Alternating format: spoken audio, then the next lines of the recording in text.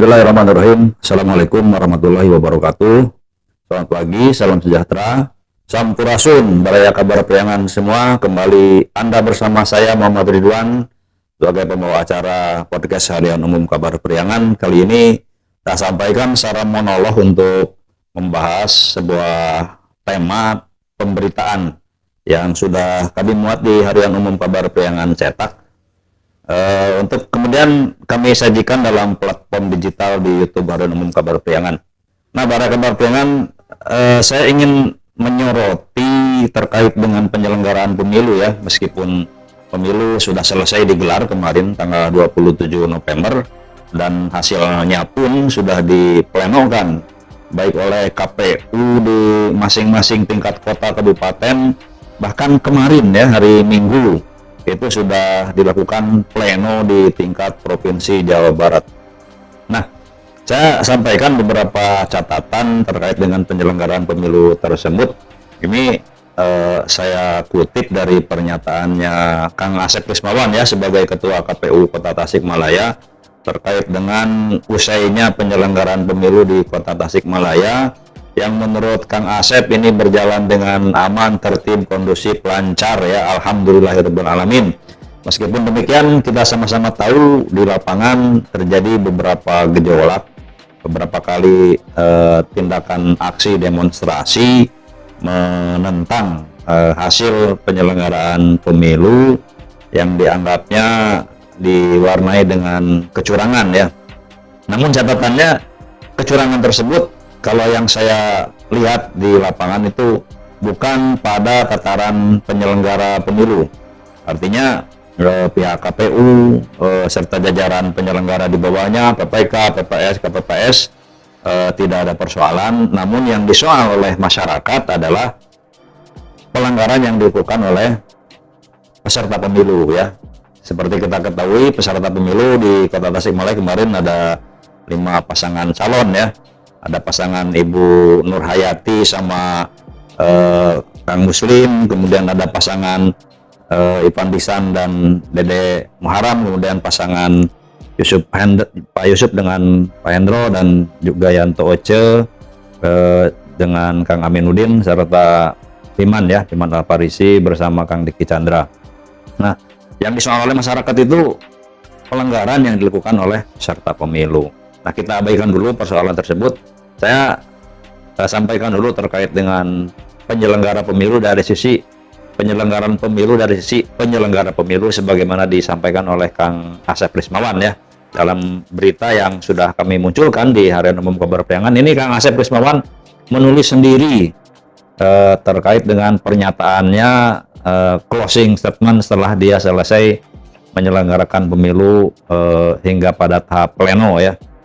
Nah, catatannya pertama tentu saja terkait dengan siapa pemenangnya berdasarkan hasil akhir penyelenggaraan pemilu. Yang pertama dicatatkan oleh KPU Kota Tasikmalaya, kita sama-sama ketahui dengan suara perolehan terbesar diraih oleh Iman Alparisi bersama pasangannya Diki Chandra sebesar 193.225 suara ya. Kemudian ada yang kedua, ini nomor urut kedua ya, kedua terbesar setelah Iman Alparisi diraih oleh Ipan Disan bersama Dede Muharam sebesar 83.000 sekian ya, 83.000 sekian. Dan nomor urut 3 atau peraih suara terbanyak ketiga yaitu pasangan Nur Hayati dan Pak Muslim ya dengan raihan suara 63.875 suara. Kemudian nomor urut 4, keempat perolehan suara terbanyak diraih oleh Kang Yanto Oce dan Aminuddin Bustomi sebesar 40.201 suara. Dan yang terakhir nomor urut 5 pasangan Muhammad Yusuf bersama Kang Hendro ya sebesar 19.377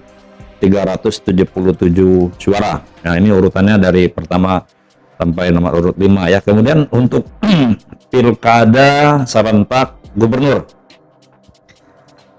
Untuk penyelenggaraan Pilkada Gubernur, perolehan suara terbanyak pertama diraih oleh Kang Deddy Mulyadi dengan pasangannya Erwan Setiawan ya, sebesar 251.125 suara.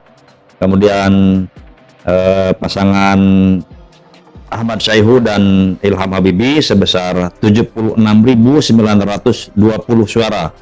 Disusul kemudian nomor urut 3 Acep Adang bersama Gita sebesar 55.096 suara, dan terakhir yaitu pasangan Jaja Wiradinata dan Ronald sebesar 18.511 suara. Itu ya urutan-urutan pemenang perolehan suara hasil pilkada di Kota Tasikmalaya, baik untuk wali kota maupun untuk gubernur. Nah, yang dicatatkan oleh Kang Asep Rizmawan ini adalah pertama tadi proses penyelenggaraan pilkada berjalan dengan lancar, aman, tertib. Kemudian yang kedua adalah yang menggembirakan, yaitu tingginya angka partisipasi masyarakat di Kota Tasikmalaya dalam memenuhi pencoblosan di masing-masing TPS sebesar 76%, ya 76 sekian persen.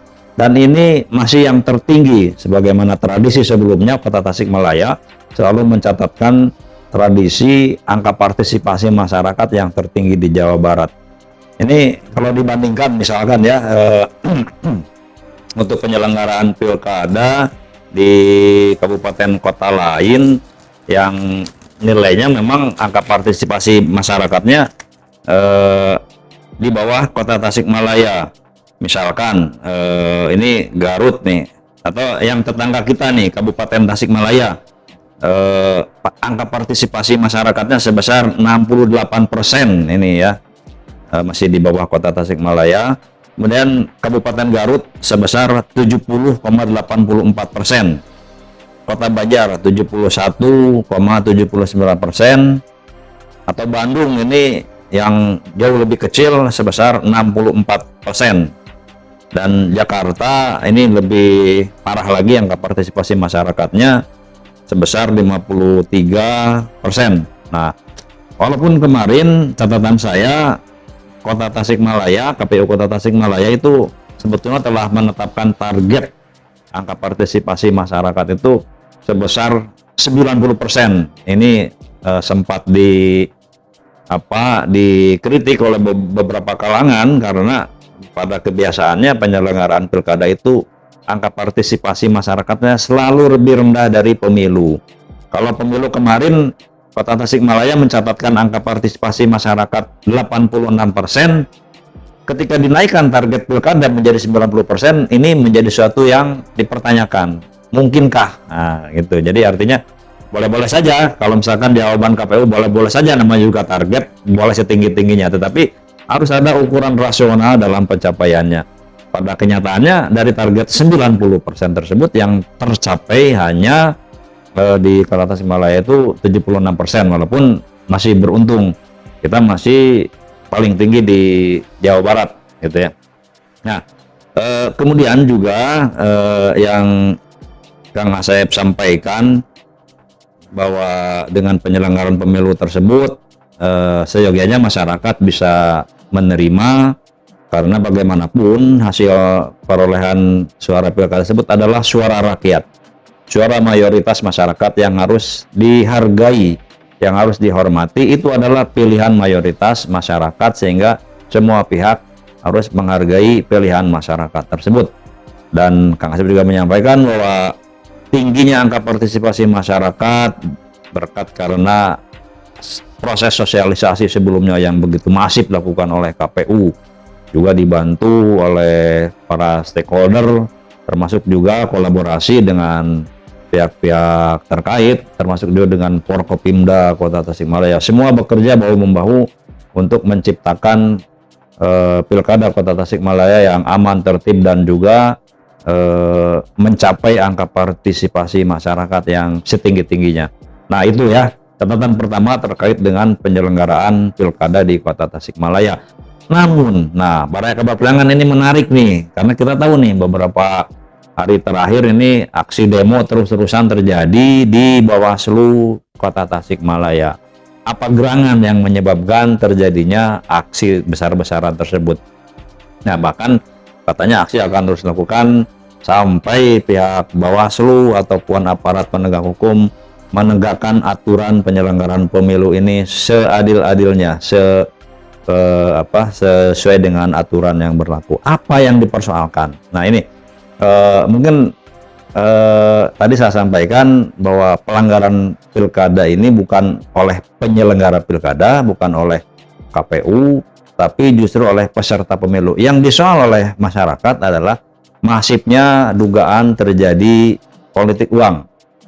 Dugaan terjadi politik uang pada saat sebelum pencoblosan ya. Sebelum pencoblosan, di mana ramai diisukan adanya bagi-bagi uang kepada masyarakat gitu ya, sampai sebegitu masifnya sehingga bahkan dianalisis hampir rata, hampir setiap perolehan suara setiap kelurahan itu dengan nilai sekian, maka target perolehan suaranya sekian, sehingga banyak yang memparodikan katanya pemenang pilkada ini dikatakanlah wali kota 100.000 karena isi amplopnya konon katanya 100.000 gitu ya. Nah, ini kita tidak tahu, tentu ini memerlukan langkah dan upaya dari pihak Bawaslu termasuk dengan Gakumdu dan aparat penegak hukum untuk membuktikan tuduhan tersebut.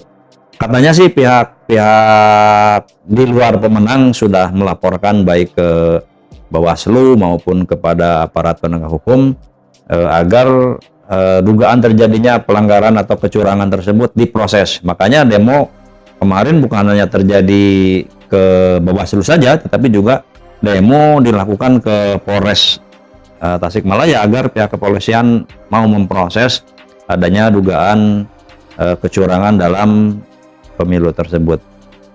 Namun kita tidak tahu kebenaran seperti apa, tentu kita tunggu ya, kita masih menunggu nih kebijakan atau etika dari pihak Bawaslu bersama aparat penegak hukum untuk memproses atau merespon, menindaklanjuti adanya laporan tersebut. Soalnya ancaman dari massa selama Bawaslu atau aparat penegak hukum tidak melakukan respon atau menindaklanjuti laporan tersebut, ini justru akan semakin mencurigakan. Ada apa Bawaslu, ada apa para penegak aturan ini sehingga membiarkan adanya proses pengaduan tersebut. Memang klise ya, selalu disampaikan oleh pihak Bawaslu bahwa pembuktian daripada setiap pengaduan itu akan sangat susah untuk sampai pada proses eksekusi terjadinya pelanggaran pilkada. Namun tentu saja ini di dalamnya ada dinamika seperti apa.